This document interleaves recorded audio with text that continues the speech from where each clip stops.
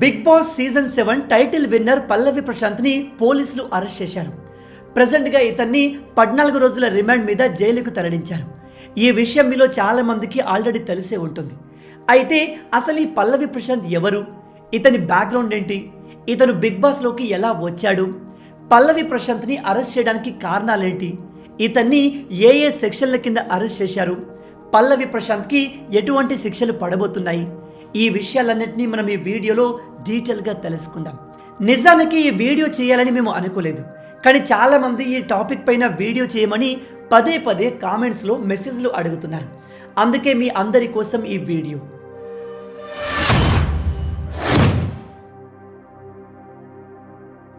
పల్లవి ప్రశాంత్ది గజ్వేల్ దగ్గర కొలుగురు అనే ఒక గ్రామం. ఈ పల్లవి ప్రశాంత్ బిగ్ బాస్కి వెళ్ళడం అనేది ఒక ప్రత్యేకమైన విషయం. ఎందుకంటే ఇతనికి ఎటువంటి బ్యాక్గ్రౌండ్ లేదు. వీళ్ళది ఒక వ్యవసాయ కుటుంబం. వీళ్ళ నాన్నగారు ఒక సాధారణ రైతు. వీళ్లకు కొంత వ్యవసాయ భూమి ఉంది. అందులోనే వీళ్ళు వ్యవసాయం చేస్తూ జీవిస్తున్నారు. పల్లవి ప్రశాంత్ ఎంతవరకు చదువుకున్నాడు అనే విషయానికి వస్తే దీని గురించి కొంతమంది ఇతను ఇంటర్ చేసి ఆపేశాడని చెప్తుంటే మరికొంతమంది గ్రాడ్యుయేషన్ కంప్లీట్ చేశాడు అని చెప్తున్నారు. ఇతను కొంతవరకు చదువుకున్నప్పటికీ వ్యవసాయంలోనే స్థిరపడ్డాడు. వాళ్ళ నాన్నగారితో పాటు కలిసి వ్యవసాయం చేసుకుంటున్నాడు. పల్లవి ప్రశాంత్కి మొదటి నుంచే తన వ్యవసాయ వీడియోస్ని సోషల్ మీడియాలో పెట్టడం అలవాటు. ఇతను మొదట్లో తను చేసే వ్యవసాయ వీడియోలు టిక్టాక్లో పెట్టేవాడు. టిక్టాక్ ఉన్నప్పుడు ఇతను కొంతవరకు ఫేమస్ కూడా అయ్యాడు. ఆ తర్వాత ఇతను ఇన్స్టాగ్రామ్లో, యూట్యూబ్లో షార్ట్ అండ్ లాంగ్ వీడియోస్ చేయడం మొదలుపెట్టాడు. ఇతని వీడియోస్లో వాళ్ళు చేసే పనులే ఉంటాయి. ఉదాహరణకి ఇవాళ పొలం దున్నుతున్నాము, ఇవాళ నాటేస్తున్నాము, ఇవాళ మొక్కలకి మందులు వేస్తున్నాము లాంటి టాపిక్స్ పైన రెగ్యులర్గా వీడియోస్ చేసేవాడు. ఈ వీడియోస్ మెల్లమెల్లగా వైరల్ కావడంతో పల్లవి ప్రశాంత్ కొద్ది పాపులారిటీ సంపాదించుకున్నాడు. అంతేకాదు ఇతనికి యాక్టింగ్ అంటే ఇంట్రెస్ట్ అని, తను యాక్టింగ్ ఫీల్డ్లోకి వెళ్ళాలి అనే ఉద్దేశంతోనే సోషల్ మీడియాలో వీడియోలు చేసినట్టుగా కొన్ని వీడియోస్లో చెప్పుకున్నాడు. అయితే పల్లవి ప్రశాంత్ ఎప్పుడైతే బిగ్ బాస్ 7 టైటిల్ గెలుచుకున్నాడో ఆ తర్వాత సోషల్ మీడియాలో ఇతను చేసిన పాత వీడియోస్ అన్నీ వైరల్ అవ్వడం స్టార్ట్ అయ్యాయి. ఇతను ప్రీవియస్లో కొన్ని విచిత్రమైన వీడియోస్ చేశాడు. ఫాస్ట్గా ఫేమస్ అయ్యేందుకు శాండ్ తింటూ వీడియో చేయడం, మొక్కల్ని అలాగే తినేస్తూ వీడియో చేయడం చేశాడు. అయితే పల్లవి ప్రశాంత్ అంటే గిట్టని వాళ్ళు ఇప్పుడు ఆ వీడియోస్ని సోషల్ మీడియాలో పెట్టి ఇతన్ని మరింత డీఫేమ్ చేయడానికి ట్రై చేస్తున్నారు. ఇతను చేసే ప్రతి వీడియోలో ఇతని సిగ్నేచర్ ఏమిటంటే మళ్ళొచ్చిన ఫ్రెండ్స్, జై జవాన్ జై కిసాన్, మళ్ళొచ్చిన అంటే తగ్గేదే లేదు, ఇలా లైన్లు చెబుతూ ప్రతిసారి తాను ఒక రైతు బిడ్డను అని చెప్పుకుంటాడు. ఇలా ఇతను కొంత పాపులర్ అయ్యాక కేవలం తన వ్యవసాయానికి సంబంధించిన వీడియోస్ మాత్రమే కాదు, తన గ్రామానికి సంబంధించిన వీడియోస్, తాను బయట ఎక్కడికైనా వెళ్తే అక్కడికక్కడే వీడియోలు చేసి పెట్టడం మొదలుపెట్టాడు. ఆ వీడియోస్ కూడా వైరల్ అయ్యి ఇతను మరింత ఫేమస్ అయ్యాడు. ఈ సమయంలోనే పల్లవి ప్రశాంత్కి బిగ్ బాస్కి వెళ్ళాలి అనే ఆలోచన కలిగింది. పల్లవి ప్రశాంత్ బిగ్ బాస్లోకి వెళ్లేందుకు సీజన్ 4 నుంచే ట్రై చేస్తున్నాడు. తనని బిగ్ బాస్కి పంపించాల్సిందిగా ఇతర క్రియేటర్స్తో కూడా కొలాబరేట్ అయ్యి చాలా వీడియోస్ చేశాడు. ఇతను బిగ్ బాస్కి వెళ్ళక ముందు నేను బిగ్ బాస్కి వెళ్ళాలి, ఒక సామాన్యుడు బిగ్ బాస్కి వెళ్ళకూడదా, ఒక రైతు బిడ్డ బిగ్ బాస్కి వెళ్ళకూడదా అనే ఒక ఎమోషన్ని తన ఆడియన్స్లో క్రియేట్ చేయగలిగాడు. ఈ ఎమోషన్ వర్కౌట్ కావడంతో ఇతని ఫాలోవర్స్ కూడా ఇతన్ని బిగ్ బాస్కి పంపించాల్సిందిగా ఇతని వీడియోస్ని షేర్ చేస్తూ వైరల్ చేశారు. చివరికి ఈ విషయం బిగ్ బాస్ టీం కంటపడింది. అతను సీజన్ 4 నుంచి ట్రై చేస్తే చివరికి సీజన్ 7లో బిగ్ బాస్లోకి ఒక కంటెస్టెంట్గా సెలెక్ట్ అయ్యాడు. పల్లవి ప్రశాంత్ అనే పేరు కూడా కాస్త డిఫరెంట్గా ఉంటుంది. అలా ఎందుకంటే ఇతను చెప్పిన దాని ప్రకారం ఇతని తల్లిదండ్రులు మొదట అమ్మాయి పుడితే పల్లవి అనే పేరు పెట్టాలి అనుకున్నారట. కానీ అబ్బాయి పుట్టడంతో పల్లవి అనే పేరును యూజ్ చేస్తూ పల్లవి ప్రశాంత్ అనే పేరును పెట్టారు. ఈ విషయాన్ని పల్లవి ప్రశాంతే ఒక వీడియోలో చెప్పాడు. మొత్తంగా చివరికి ఇతను సెలబ్రిటీస్కి మాత్రమే వెళ్లేందుకు అవకాశం ఉన్న బిగ్ బాస్లోకి ఎంట్రీ సంపాదించుకున్నాడు. బిగ్ బాస్ షోలోకి పల్లవి ప్రశాంత్ ఎంట్రీ కూడా మిగతా వారి కంటే కాస్త డిఫరెంట్గా ఉండింది. పల్లవి ప్రశాంత్ బిగ్ బాస్లోకి ఎంటర్ అవుతూనే ఒక ధాన్యం బస్తాని, మట్టిని తీసుకెళ్లి హోస్ట్ నాగార్జున గారికి గిఫ్ట్గా ఇచ్చాడు. దానికి నాగార్జున గారు కూడా ఒక మిర్చి మొక్కని పల్లవి ప్రశాంత్కి ఇచ్చి, నువ్వు రైతువు అని చెప్పుకుంటున్నావు కదా, ఈ మొక్కను పెంచి చూపించని ఛాలెంజ్ లాగా ఇచ్చాడు. మొదట్లో ఆ మొక్క స్విమ్మింగ్ పూల్ వాటర్ యూజ్ చేయడం వల్ల చనిపోవడం, దాని ప్లేస్లో ఇంకో మొక్కనివ్వడం, దాన్ని పల్లవి ప్రశాంత్ పండించి కాయలు కూడా కాయించడం, ఇదంతా కూడా షోలో చాలా డ్రామాటిక్గా జరిగింది. బిగ్ బాస్ స్టార్టింగ్ వీక్లో పల్లవి ప్రశాంత్ చాలా సిల్లీగా బిహేవ్ చేయడం, రతికాకి ఇతనికి మధ్య జరిగిన సన్నివేశాలు చూసి జనాలు ఇతను ఫస్ట్ వీక్ ఆర్ సెకండ్ వీక్లో బయటకు వచ్చేస్తాడు అనుకున్నారు. ఇతని బిహేవియర్కి బయట సోషల్ మీడియాలో చాలామంది ట్రోల్ కూడా చేశారు. కానీ ఎవ్వరూ ఊహించని విధంగా ఇతను తన గేమ్ని ఇంప్రూవ్ చేసుకున్నాడు. బిగ్ బాస్ ఇచ్చే ఫిజికల్ టాస్కుల్ని మిగతా కంటెస్ట్ల కంటే చాలా ఫాస్ట్గా చేసేవాడు. ఫిజికల్ టాస్కుల్లో ఇతను మిగతా వారి కంటే చాలా బెటర్గా పర్ఫామ్ చేశాడు. అయితే పల్లవి ప్రశాంత్ ఈ పర్ఫార్మెన్స్ వెనుక శివాజీ గారి సపోర్ట్ ఉందని, శివాజీ గారు ఇతన్ని వెనుకుని నడిపించారని చాలామంది చెప్తున్నారు. అండ్ షో చూసిన వాళ్ళకు కూడా ఇదే అనిపించింది. కానీ ఎంత సపోర్ట్ చేసినా చివరికి గేమ్ ఆడేది పల్లవి ప్రశాంతే. కాబట్టి తాను అనుకున్నట్టుగానే బిగ్ బాస్కి వచ్చాడు, కోరుకున్నట్టుగానే బిగ్ బాస్ 7 టైటిల్ని గెలుచుకున్నాడు. అయితే అసలు గొడవ పల్లవి ప్రశాంత్ బిగ్ బాస్ టైటిల్ని గెలిచిన తర్వాత స్టార్ట్ అయింది. ఈ కంప్లీట్ బిగ్ బాస్ షో అనేది మన జూబ్లీ హిల్స్లోని అన్నపూర్ణ స్టూడియోలో జరుగుతుంది. ఫైనల్స్ రోజున పల్లవి ప్రశాంత్ని అభినందించేందుకు వేల మంది జనం అన్నపూర్ణ స్టూడియో ముందుకు వచ్చారు. స్టూడియో బయట వేల మంది ఉండడంతో పల్లవి ప్రశాంత్ని మెయిన్ గేట్ నుంచి కాకుండా బ్యాక్ సైడ్ గేట్ నుంచి వెళ్ళిపోవాల్సిందిగా పోలీసులు ఆదేశించారు. కానీ పల్లవి ప్రశాంత్ బ్యాక్ సైడ్ గేట్ నుంచి వెళ్ళినట్టుగానే వెళ్ళి మళ్ళీ మెయిన్ గేట్ నుంచి రావడం జరిగింది. మరి ఆ డిసిషన్ అతను ఎందుకు తీసుకున్నాడు? అతను తీసుకున్నాడా లేదా ఆ కార్ నడుపుతున్న డ్రైవర్ తీసుకున్నాడా అన్న సంగతి మనకు తెలియదు. పల్లవి ప్రశాంత్ బయటకు రాగానే చుట్టూ ఉన్న అభిమానులంతా గుమిగూడారు. దాంతో ఆ ఏరియా మొత్తంలో ట్రాఫిక్ జామ్ అవ్వడం, అక్కడ ఉన్న ట్రాఫిక్ని జనాల్ని పోలీసులు కంట్రోల్ చేయలేక చాలా అవస్థలు పడ్డారు. అంతేకాదు స్టూడియో నుంచి బయటకు వచ్చే వేరే కంటెస్టెంట్ల కార్లపైన కూడా కొంతమంది అభిమానులము అని చెప్పుకునే వాళ్ళు దాడి చేశారు. ఎస్పెషల్లీ అమర్దీప్ అండ్ అతని ఫ్యామిలీ వస్తున్న కార్ని కొంతమంది అటాక్ చేసి అద్దాలు పగలగొట్టారు. గీతూ రాయల్ కార్ని కూడా అటాక్ చేసి విండో నుంచి ఆమెపై చేతులు వేసే ప్రయత్నం చేశారు.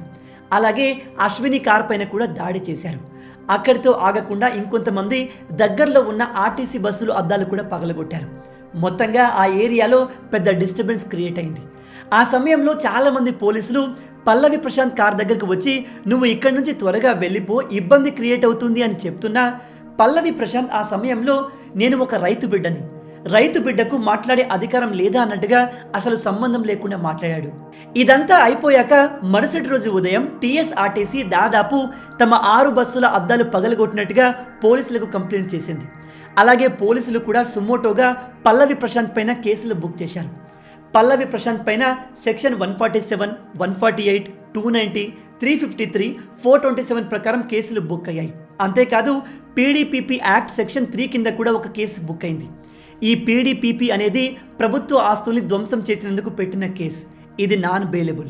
ఇక్కడ పల్లవి ప్రశాంత్ స్వయంగా ప్రైవేట్ అండ్ పబ్లిక్ ఆస్తుల్ని డ్యామేజ్ చేయనప్పటికీ ఇతని కారణంగానే తన అభిమానులు రెచ్చిపోయి ఇలా చేశారు అనే కారణంతో ఇతనిపైన కేసులు పెట్టారు. ఎందుకంటే ఇతన్ని పోలీసులు ముందుగానే మెయిన్ గేట్ నుంచి కాకుండా వెనుక గేట్ నుంచి వెళ్ళిపోమని చెప్పారు. కానీ ఇతను పోలీసుల మాట వినకుండా మెయిన్ గేట్ నుంచి బయటకు రావడంతో ఇదంతా జరిగింది అని పోలీసుల వాదన. అందుకే ఇతన్ని A1గా కన్సిడర్ చేశారు. అలాగే పల్లవి ప్రశాంత్ తమ్ముని కూడా పోలీసులు అరెస్ట్ చేశారు. అలాగే ఇతర కంటెస్టెంట్లపైన దాడి చేసిన వ్యక్తుల్ని కూడా గుర్తించి పోలీసులు అరెస్ట్ చేశారు. మొదట్లో పల్లవి ప్రశాంత్ పోలీసులకు దొరకకుండా పారిపోయాడని, పరారీలో ఉన్నాడని కొన్ని యూట్యూబ్ ఛానల్స్, మీడియా ఛానళ్లు క్లెయిమ్ చేశాయి.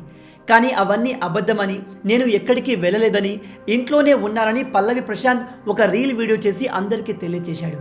అయితే ఇక్కడ ఇంకో ఇంట్రెస్టింగ్ విషయం ఏమిటంటే పల్లవి ప్రశాంత్ని కొన్ని యూట్యూబ్ ఛానల్స్ అండ్ యాంకర్స్ కావాలని టార్గెట్ చేసి బ్యాడ్ చేస్తున్నట్టుగా కొంతమంది చెప్తున్నారు. ఇలా ఎందుకంటే ఈ యూట్యూబ్ ఛానల్స్ పల్లవి ప్రశాంత్ని ఇంటర్వ్యూ ఇవ్వమని అడిగినప్పుడు మొదట్లో అతను నేను చాలా అలసిపోయాను, నిద్ర కూడా వస్తుంది, మీకు ఇంటర్వ్యూ కావాలంటే మా ఊరికి రండి, అక్కడ ఇస్తాను అని చెప్పాడు. అలా చెప్పడంతో నెక్స్ట్ డేనే చాలా యూట్యూబ్ ఛానళ్ళు పల్లవి ప్రశాంత్ ఇంటర్వ్యూ కోసం వాళ్ళ ఇంటి బయట వెయిట్ చేశారు. అయితే ఎంత వెయిట్ చేసినా కూడా పల్లవి ప్రశాంత్ బయటకు రాలేదంట. చివరికి బయటకు వచ్చి నేను ఇంటర్వ్యూ ఇవ్వను అని చెప్పి కాస్త దురుసుగా మాట్లాడినట్టు కొంతమంది యాంకర్లు చెబుతూ ఇతనిపైన వీడియోస్ చేస్తున్నారు. అయితే ఈ యాంకర్స్ చెప్పేది నిజమా అబద్ధమా మనం ఇప్పుడే చెప్పలేం. ఇంకొంతమంది చెప్పేది ఏమిటంటే ఈ యూట్యూబ్ ఛానల్స్కి పల్లవి ప్రశాంత్ ఇంటర్వ్యూ ఇవ్వకపోవడంతో వాళ్ళు కావాలనే ఇతన్ని టార్గెట్ చేస్తున్నారు అని. ఈ మొత్తం విషయాన్ని మనం క్లియర్గా గమనిస్తే పల్లవి ప్రశాంత్ కూడా కొన్ని మిస్టేక్ చేశాడు. ఒకటి, పోలీసులు చెప్పినట్టుగా అతను వెనుక గేట్ నుంచి వెళ్ళలేదు. 2, పోలీసులు అతన్ని త్వరగా వెళ్ళమని చెప్తే ఒక రైతు బిడ్డకు మాట్లాడే హక్కు లేదా అంటూ సంబంధం లేకుండా వాదించాడు. అలాగే పల్లవి ప్రశాంత్ చెప్పింది ఏమిటంటే తనకు బిగ్ బాస్లో వచ్చిన ఆ విన్నింగ్ మనీ మొత్తాన్ని రైతులకు పంచుతాను అని. ఇప్పటికీ అతను అదే మాట పైన ఉన్నట్టుగా కనిపిస్తుంది.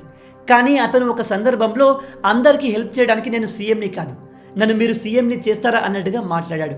అయితే కొన్ని మీడియా ఛానళ్లు కావాలని ఆ చిన్న క్లిప్ని కట్ చేసి పల్లవి ప్రశాంత్కి నెగిటివ్గా దాన్ని వైరల్ చేస్తున్నాయి.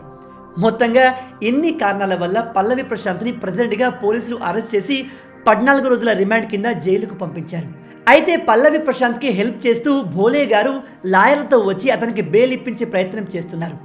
చాలామంది లాయర్లు కూడా స్వచ్ఛందంగా ముందుకు వచ్చి అతనికి హెల్ప్ చేస్తున్నారు. అలాగే శివాజీ గారు కూడా ఒక వీడియోని రిలీజ్ చేసి పల్లవి ప్రశాంత్తో ఏం జరుగుతుందో నేను పూర్తిగా గమనిస్తున్నాను, అతనికి ఏమీ కాదు, త్వరలో బయటకు వచ్చేస్తాడు. పల్లవి ప్రశాంత్ అమాయకుడు, అతను చేసిన తప్పులు తెలియక చేసినవి లేదా గెలిచాను అన్న సంతోషంలో చేసినవి, అంతేకాని ఉద్దేశపూర్వకంగా చేసినవి కాదు అని చెప్తున్నారు. మొత్తంగా ఈ పల్లవి ప్రశాంత్ సోషల్ మీడియా ద్వారా బిగ్ బాస్ ద్వారా ఎంత ఫేమస్ అయ్యాడో తెలియదు కానీ ఈ పోలీస్ కేసుల కారణంగా మీడియాతో గొడవ కారణంగా మరింత పాపులర్ అయ్యాడు. కొంతమంది రాజకీయ నాయకులు కూడా ఇతనికి సపోర్ట్గా ట్వీట్ చేస్తున్నారు. ఇక నా ఒపీనియన్ ప్రకారం నాకు తెలిసినంత వరకు పల్లవి ప్రశాంత్ శివాజీ గారు చెప్పినట్టుగా నిజంగానే ఒక అమాయకుడు. అతనికి బయట ఎలా మాట్లాడాలి ఎలా ఉండాలో తెలియదు అండ్ అతనికి వచ్చిన ఫేమ్ని కూడా అతను ప్రాపర్గా అర్థం చేసుకోలేదు. ఇప్పటికీ ఆ ఫేమ్ని అతను మేనేజ్ చేయలేకపోతున్నాడు. ఈ ఫేమ్ అనేది 2 వైపుల పదునున్న కత్తి లాంటిది. మీరు దాన్ని ప్రాపర్గా యూజ్ చేసుకుంటే చాలా ఈజీగా ఎదిగిపోతారు. కానీ చిన్న మిస్టేక్ చేసినా మిమ్మల్ని అది పాతాళంలోకి తొక్కేస్తుంది. అండ్ కొంతమంది నిజంగానే పల్లవి ప్రశాంత్ని టార్గెట్ చేస్తున్నట్టుగా కనిపిస్తుంది. ఇక్కడ ఇంకో ఇంట్రెస్టింగ్ విషయం ఏమిటంటే last time Hindi Bigg Boss title గెలిచిన ఎల్విష్ యాదవ్ పైన కూడా ఇలాంటి అటాక్ జరిగింది. ఎవరో కొంతమంది ఒక ఏరియాలో డ్రగ్స్ వాడుతూ దొరికిపోతే అందులో బిగ్ బాస్ గెలిచిన ఎల్విష్ యాదవ్ పేరుని ఇరికించి మీడియాలో అతని పరువు తీసే ప్రయత్నం చేశారు. ఇక్కడ పల్లవి ప్రశాంత్ పరిస్థితి కూడా అలాగే కనిపిస్తుంది. సో గైస్, మొత్తంగా ఇవి పల్లవి ప్రశాంత్తో జరిగిన ఇన్సిడెంట్ల గురించిన పూర్తి విషయాలు. ఈ ఇన్సిడెంట్ గురించి మీరేమనుకుంటున్నారు? ఇందులో పల్లవి ప్రశాంత్ తప్పు ఎంతవరకు ఉంది? పల్లవి ప్రశాంత్ని నిజంగానే టార్గెట్ చేస్తున్నారా? పల్లవి ప్రశాంత్ తన ఫేమ్ని మేనేజ్ చేయలేకపోతున్నాడా? మీ ఆలోచనల్ని కింద కమెంట్లో చెప్పండి. మొత్తంగా ఇవే ఈ వీడియోకి సంబంధించిన పూర్తి విషయాలు.